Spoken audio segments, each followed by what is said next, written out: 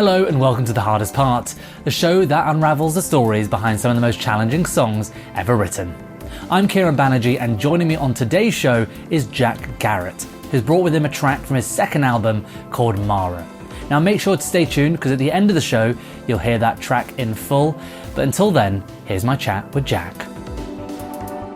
I brought a song from my second album, Love, Death and Dancing. It's a song called Mara. It's actually one of the first songs I wrote for the record. It was that, and the first single off of Love, Death and Dancing is a song called Time and Mara. Like the first two songs I wrote for the record, they like unlocked the record for me, because I was really struggling after my first album about what's the second album going to be, and lots of me being inside of my own brain thoughts that kind of prevented me from making the second album. And then these two songs just appeared and unlocked everything. But Mara particularly was a real deep dive into what the rest of the album kind of ended up being about. Bring us into the room where the song first, sort of where the origins were. I was in a flat in Clapton. This was like pre-pandemic. I had a flat in Clapton that had a garden and a office space at the back that I turned into a studio. Yeah. And I was just writing in there. I'd go out there. It was really nice. I didn't have like a commute or anything. I would just make coffee in my kitchen, walk along the garden. And that walk ended up being this really beautiful, like ritualistic experience. Though I didn't really know it at the time, I don't think. I was in like a deep state of mental unwellness. I was still dealing and unpacking a lot of like trauma that had come to me from my first album, and from like the amount of success I kind of gained quite quickly because of that record. Yeah. And I was really, though I didn't necessarily know it at the time, entering a period of my life where I was trying to connect and reground with myself. I didn't have that language. I wasn't going to therapy, I don't think, at that point. I certainly wasn't medicated at that point, but ended up really finding solace in this walk from my kitchen to my studio. The first line of the song, though the rest of the song kind of I had to chisel a bit, the first line of the song came as finished. I came to be here in the garden. I came to walk alone, to hear the quiet conversation between my footsteps and the stone. Right. That was it. And because it was the description of the walk from the kitchen to the studio. Yeah, the rest of the song was harder to write than that. But like, it is often what happens actually with songs of mine, especially the songs of mine that I think people connect with the most. I often get the first verse or the first lyric finished. It comes, it's in my head. Yeah. I say it out loud. I commit it. It's done, which is amazing. And as a gift to receive that. Yeah. And then the rest of the song takes me fucking forever. Like we were talking about this after your session earlier off camera. Yeah. Like having that trust in yourself just to believe in what was originally laid down. Yeah. Is an amazing process. Yeah, it's an interesting thing. I think as well, back then I didn't have as much trust in myself. Yeah. So I would still like take that opening lyric and I would go, I think that's good, but it was always I think. I don't know. It was always like, could it be better? It's always questions. There wasn't a lot of action.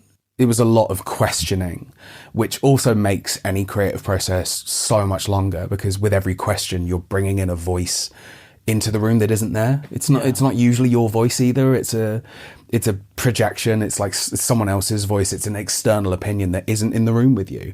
And I think during the process of writing that record, of writing Love, Death and Dancing, I had a big fight with myself about not bringing those external voices into the room, which I think I was just naturally, instinctively doing because the trust wasn't there. I didn't trust myself enough to not try and bring in like the audience who aren't there yet, if that makes any sense. No, it does make sense. And I may be reaching here, but you said that you wrote the song at a time where you were going through a tough time. How did this song help you, or did it help you understand some of the things you were going through, or maybe process some of those things? Drastically. I think it was one of the songs that really kind of then encouraged me to go back to therapy. The way that I remember writing it was, as it is with kind of most songs, I'll have a chord sequence going around and I will have my voice note recording and I will just hum or mumble words. I try not to say any words that are obvious unless they really just like come to me. Because I find that like it becomes restrictive the minute you start actually placing the idea somewhere and like giving it a root of some kind, whether that just be one word. But with this song, like I said, that first line just came, and I knew I wanted the song to feel meditative, and I knew it was going to be a difficult journey of a song. It sounds so cliche to say it like that, but it was going to be a difficult process to like unpack this idea of me and what it felt like to have such self-doubt and such writer's block and not be able to connect with myself. But this song just was knocking at the door and screaming at me. And that was a real indicator of like, okay, I am connecting with something here, but the connection is slow and I'm in my own way and I am going against the current of it. Like I said, then encouraged me to kind of go, okay, fuck, there's still a lot on my mind here that I think I need to unpack. I need to have a think about what therapy looks like for me and what my relationship is like with myself. So like, this is one of the, to be honest, that whole album changed my life, but this song in particular was a song that changed my relationship with myself because it really encouraged me to like take myself more seriously, take my emotional well-being more seriously, I'd say. Okay, well, I guess discussing sort of what that is to you is one thing, but the inspiration for the song, who's Mara? I was writing this song mumbling through lyrics, and I knew I had this chord sequence of the verses, and I knew I wanted the chorus to lift somewhere, I wanted the chorus to go somewhere, and as I was mumbling through and playing the guitar, and I hit what ended up being the chorus, I said Mara, or something to that effect. And as I was listening back to the voice note, I think I ended up writing down like Mara, ? And because when I do the voice notes, I then go back and in all of my mumblings and my fake words, I just write what I'm hearing. And one of these words was Mara, and I had this thing in my head. It's so interesting to me the way that our brains just like pick up on information and store it until it's needed. Because this was just passive thought that was just sitting in my brain, unused, like a malignant thought doing nothing, just sitting there. And I went, Mara, I'm pretty sure I can see you, Mara, is a thing, and I don't know where it's from. I do not know what it is, but I'm pretty sure that the line "I can see you, Mara" is something. And I Googled it, and it came up with this story in Buddhism. And it's a story, I'm gonna botch it because I haven't said this in a while and I can't fully remember it. But it's a story in Buddhism about Buddha, who is, I think, meditating underneath a tree in his garden. And he gets visited by a spirit who is there to distract him from his meditation. And the spirit is called Mara. And the spirit comes in like invisible and just comes to kind of disrupt his peacefulness. And he, noticing a change in his environment and feeling the presence of this thing, exclaims to what is an empty garden, "I see you, Mara." Mara, being so taken aback by being witnessed, appears to Buddha. And Buddha invites Mara to sit and have tea with him under the tree. And he brings that, disruptive, invasive presence to sit with him and just asks it questions like, what do you need? Why are you here? All of those things. That's what the song ended up becoming about, is these intrusive thoughts in my head visiting me. My job is not to swat them away. My job is to sit there and go, I see you. You're not hiding. What do you need? Come, sit. What can I give you? Which was just a fucking stroke of luck. The thought was in my head and it meant something. Yeah, no, you meant it. Yeah, I knew what I was doing. Yeah. I'm good at this job. I'm quite the Buddhist. Yeah, I don't have imposter syndrome all the time. I don't know what you're talking about. And, we spoke about what the song means to you and the effect it had on you as well. But, when you're writing, are you ever thinking about the listener, your fans? What did you want it to convey to them? Yeah, it's interesting because that is a big struggle. It's like a constant push and pull. Is you're thinking about an audience that technically aren't there. Yeah. Right? They're not there yet. And they shouldn't be. They shouldn't have access to it because it's not for them yet. Like, I produce for other people and I write with other people a lot. And that is my one thing I always say is the minute I'm writing with someone and they bring in voices that aren't in the room, because of the experience I've been through where all I did was bring voices into the room that weren't there. I say through that experience, like, don't bring them here. They're not here. Yeah. The door's closed. It's just me and you. That's all we have to do is just write this for us. That's all we have to do. I think about the audience and I think about their ears when I'm taking the song and I'm producing it and I'm turning it into a listening experience. But even then, I only try and think about it if I know it's going to aid my enjoyment of the song. Because I have this line I say sometimes where I'm like, my taste is basic enough that someone else is going to like what I like. Right, okay. Somewhere. I just have to trust that. So as long as I like it, there's going to be 100, maybe 1,000, could be more than that, people out there. That should be the review for an album. Exactly, literally. If I like it. If I like it, and then someone else has to, because my taste is basic enough that, someone else is going to love it. And that comes from experience. I think that comes from knowing that, like, I've released things in the past and people are like, I like this. Yeah. And you go, oh, okay, phew. Thank God. Good, because I honestly wasn't thinking about you. Yeah. And now, annoyingly, all I can think about is you. I only really think about it when it comes to producing, because it also then it turns into like, how am I going to do this live? And then that does also kind of bring into the room the voices that aren't in there. And it's good to bring them in sometimes, but I also have to be able to go, all right, cool, you're done. I don't need your advice anymore. Get the fuck out. Yeah. It's all metaphorical, of course. I'm not literally inviting fans into the studio, but like I bring these imaginary voices in, and then when I'm done with them, I have to then kick them out. Otherwise they will stick around and overstay their welcome. Well, great transition, because I love speaking to artists that are also mix engineers, producers. You know, you really take it from soup to nuts, right? And talk us through the production elements of this song. Did you have any production collaborators? Yeah, so I worked on this with Jackknife Lee. Okay. Yeah, amazing. Who's an amazing producer, Irish producer based out in LA. He's done lots of work with like REM and U2, and I think he did some Taylor Swift stuff years ago. He was like a dance act in the 90s, and now he's just a phenomenal producer. He's so good. I learned so much from him. The reason why I brought this song into this session actually is because it's a real wonderful example of how even a song that you know has come to you. I always say there's that idea where it's like the ideas are floating around you all the time, and you have to, like, an idea that comes to me that I'm not ready for will go to someone else. Yeah. But with that thought, I think you have to be attractive for it to want to come to you, and it has to be attractive for you to want it. It's like a two-way thing. And this was a song that was very much like it came, and I was ready for it, and I wanted it, so I brought it in a bit more, and it was still a fucking struggle to finish. There was chiseling that happened with this song, and then especially with the production, because we had this like meditative, like the song pedals on that C sharp and just goes through and through, and it's doing all of that, and like bringing in slightly more dissonant chords and resolving them. It's like we're hanging. So much of what the song was musically was like hanging the listener in a moment of meditation. But I was also like, but there's something, there's energy, there's pulsing something underneath it. And in the demo that I made, because it was so not like me, I was going through what would Bruce Springsteen do? And that was the same with Time, and it was the same with Mara. And I just put this like Bo Diddley thing underneath it. This show us.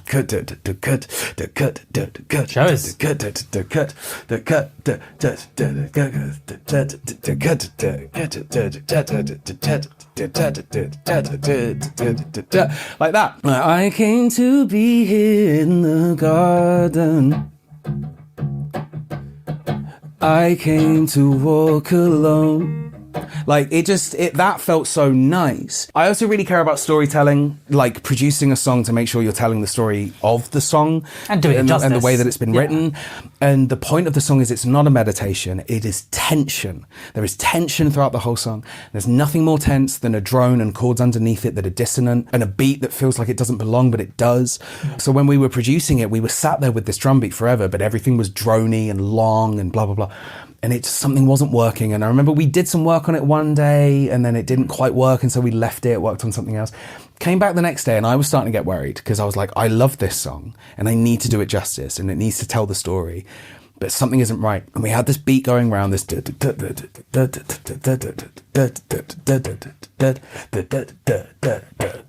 the two phrases. I sat with this Moog, this like gorgeous mini Moog from like 73, like an original, dusty and beautiful and out of tune. It was absolutely incredible. And I just sat there with it, and I'm just holding this C sharp, and I'm trying to follow the kick pattern and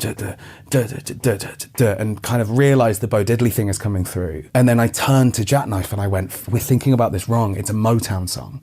It's not Bruce Springsteen, it's Motown.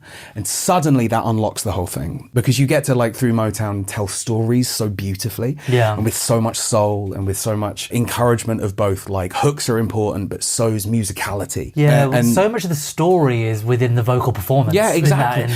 But also like the way in which these musicians would gather in a room and play off of each other, and time is money and tape is money, and you got to do a take of the song 3 times and choose one of the takes, and that's the single, that's it. And so suddenly not only does the It's Motown become like a musical instruction, but it also becomes like an energy instruction. It's like we just got to make decisions and run with it. And so suddenly I'm at the Moog Moog and I'm thinking, what would Stevie do? And you go dun dun dun dun dun dun dun dun dun dun dun. That changed everything. Just that small riff.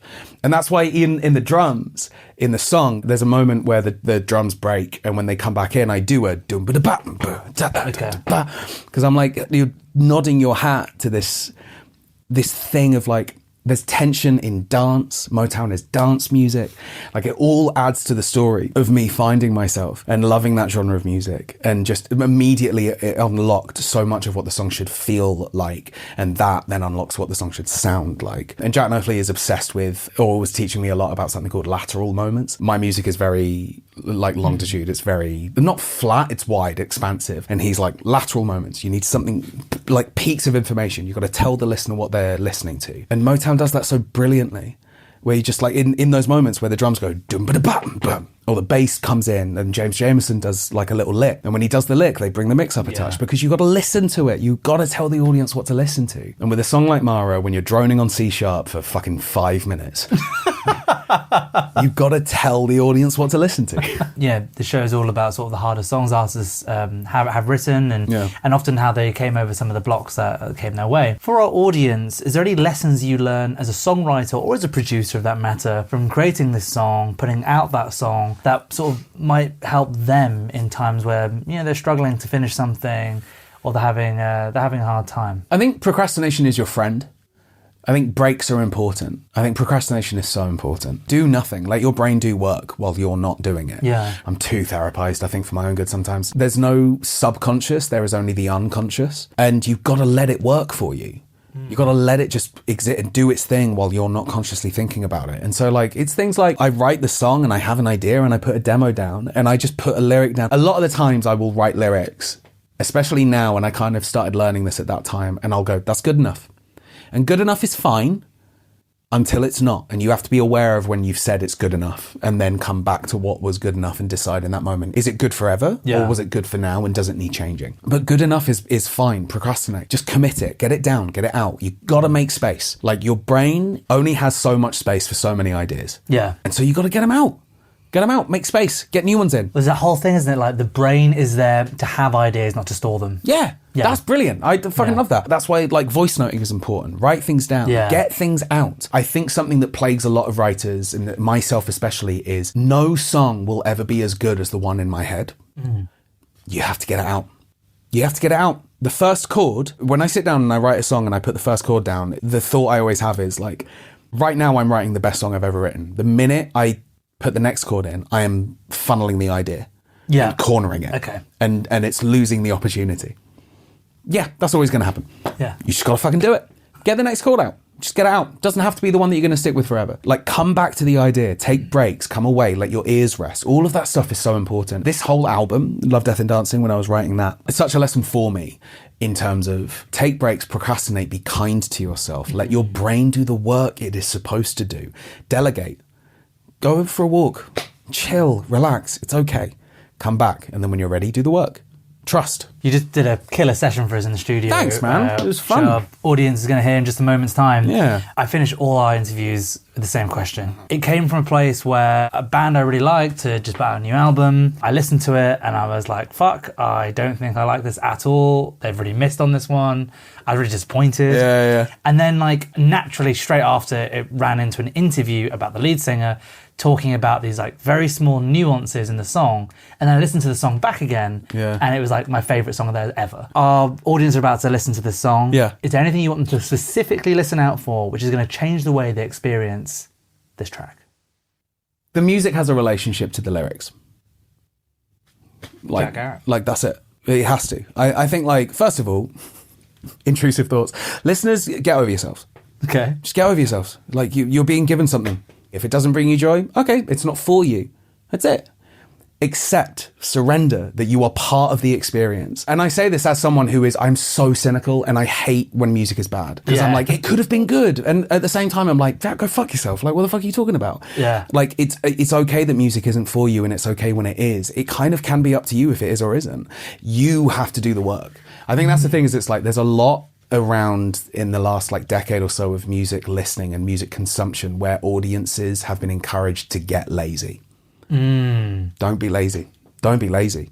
You're part of the work. You're part of the job. You have a job to do. When I do live shows, I have a moment in the middle of one of my songs called The Love You're Given where I get the audience to sing along with me. And it's not like at the beginning of a song where I'm like, okay, so like if you want to sing along, here's the bit, do this, and I'll let you know when it is, and isn't it funny? No, I'm like, it's fucking serious. It's in the middle of a song. I've just done all of this drumming and fucking piano playing and whatever. I've worked really hard, and I come to the front of the crowd and I tell them what to sing by singing it to them. And when people don't sing, I point at them and I go, I'm not here doing all of this fucking work so that you can stand there and do nothing.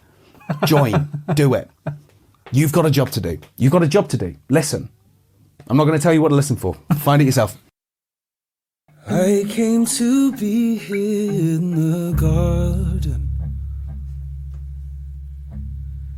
I came to walk alone. To hear the quiet conversation between my footsteps and the stone.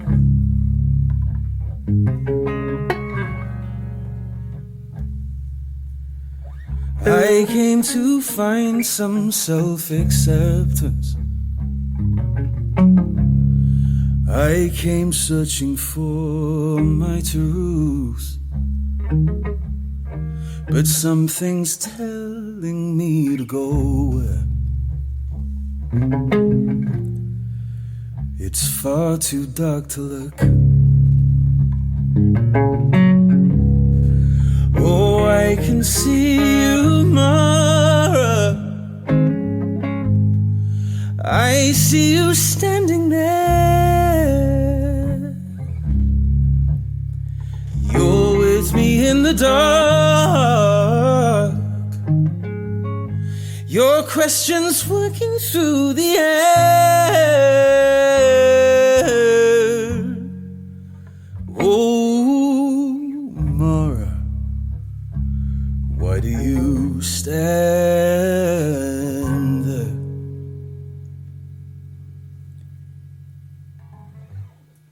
You have come here in the silence,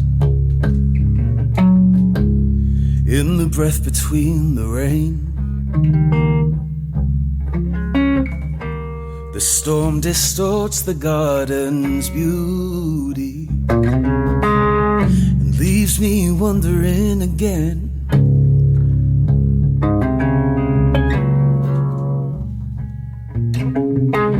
Distracting you is not the answer. If the question you relay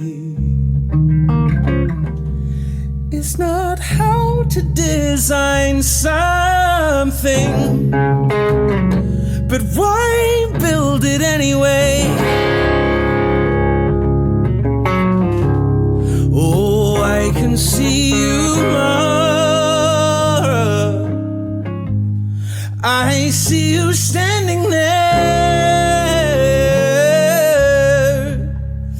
You're with me in the dark. Your questions working through the air. Oh, Mara, why do you stand there?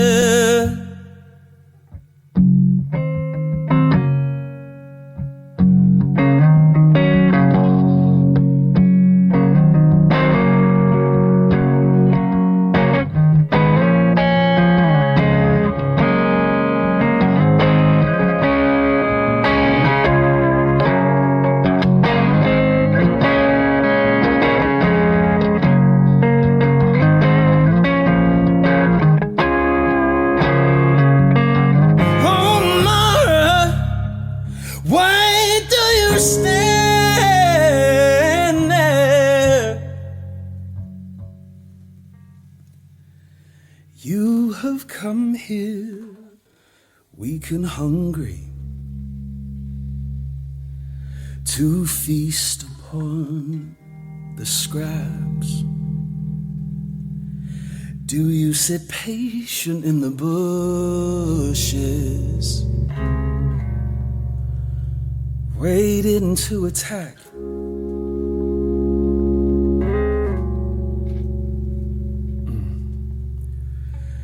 But I won't stomp my feet in anger, no, no, or beat upon my chest.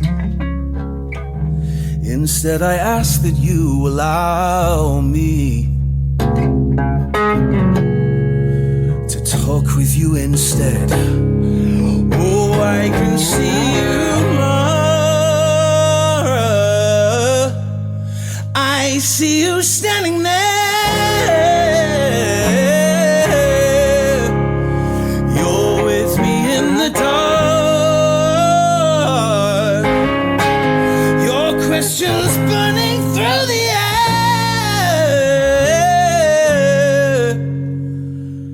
Oh, Mara, why do you stand there? Oh, Mara, why do you stand there? Oh, Mara, why do you stand there?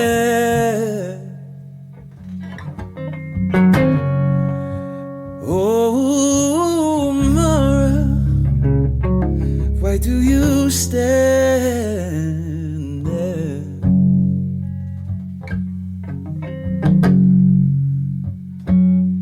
Ooh, ooh, ooh.